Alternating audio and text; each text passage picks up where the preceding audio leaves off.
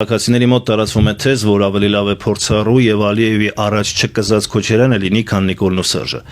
Մի զգալի մաս էլ ռեալ այլընտրանք տեսնում է միայն Դոգին։ Այն փաստը, որ Փաշինյանի ձեռքը հասել է Դոգին ու նրան դատում են ԱՄՆ-ում,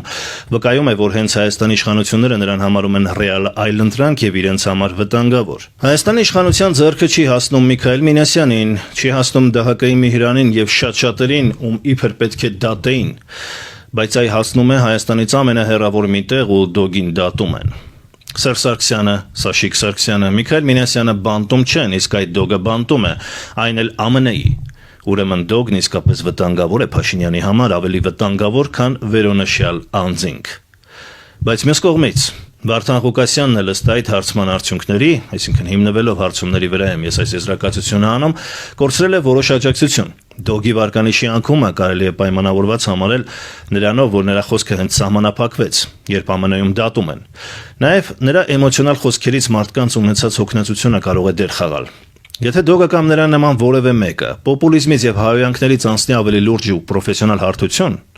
այսինքն իր շուրջ մոբիլիզացնի երիտասարդ պրոֆեսիոնալների, տեխնոկրատների, այլ ոչ թե խաբեբապատեհապաշտների, որ եղել է մինչ օրս, ովքեր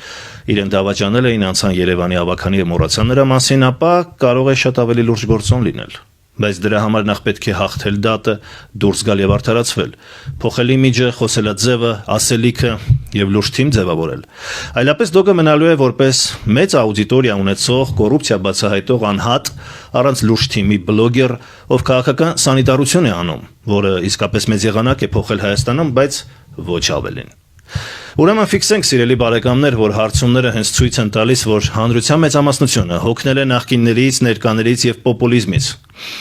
Մարդիկ ցանկանում են ապրել լուրջ, վստահելի ապագա ունեցող երկրում, իսկ նման երկիր կառուցում են միայն պրոֆեսիոնալներն ու տեխնոկրատները։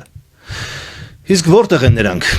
Ժողովուրդը փնտրում է պրոֆեսիոնալ նոր լիդերներ, գտնողներին խնդրում ենք բացահայտել եւ նրանց անունները գրել հենց այս տեսանյութի մեկնաբանություններում։